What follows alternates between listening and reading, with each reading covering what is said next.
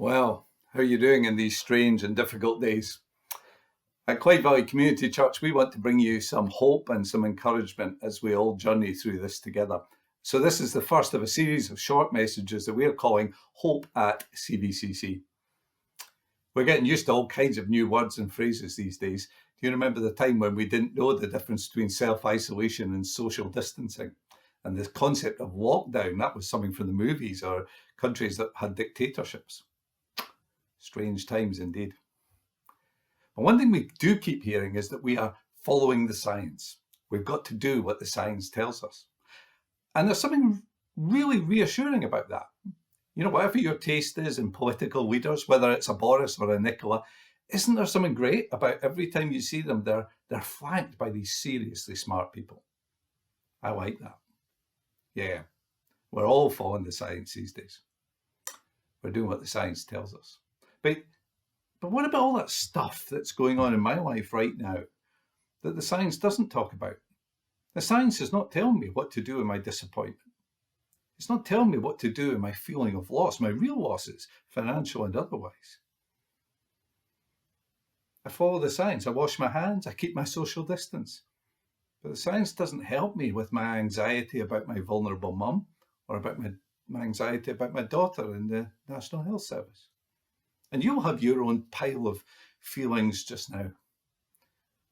I think we're all a bit like an onion. Bear with me on this. I've got an onion here. You see, there are all the things that are safe and familiar to us have been slowly stripped away. You maybe lost your job. I hope it's only temporary. You may be missing out on school or college. Your finances have been stripped back. Your children are at home and you're concerned for them.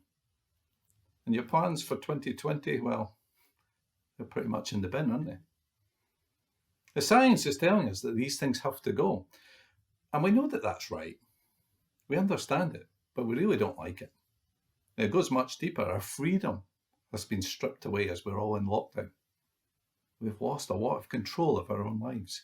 And that's scary, that's disappointing, and it's painful. Notoriously, an onion can make you cry. Maybe you've shed a few tears over the last week or two. And that's okay. You see, once all that stuff has been stripped away, what are you left with? You're left with, well, you. The real you. Your spirit, your soul. See, your life is not defined by what job you have. It's not defined by the stuff that you own. It's not even defined by the freedoms that you enjoy.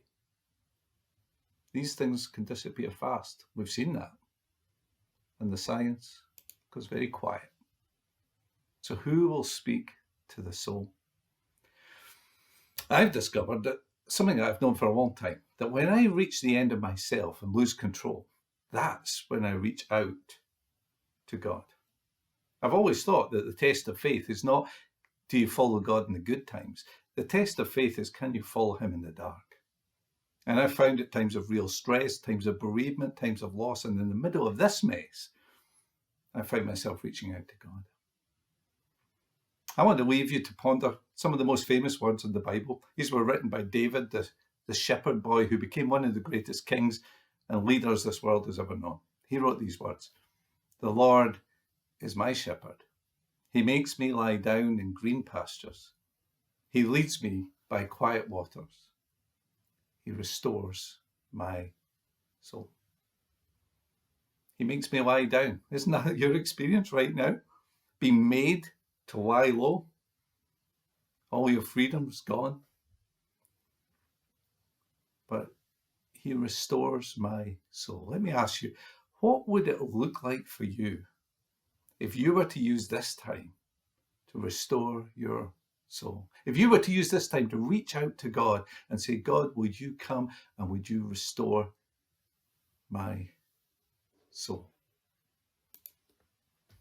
That inner being, the real you, stripped of all the stuff that clutters your life and takes up your time and energy. I'm finding God to be close at this time. God doesn't do social distancing. Reach out to him and ask him to restore your soul. I'll leave you to think about these things and hope to speak to you soon. Take care and stay safe.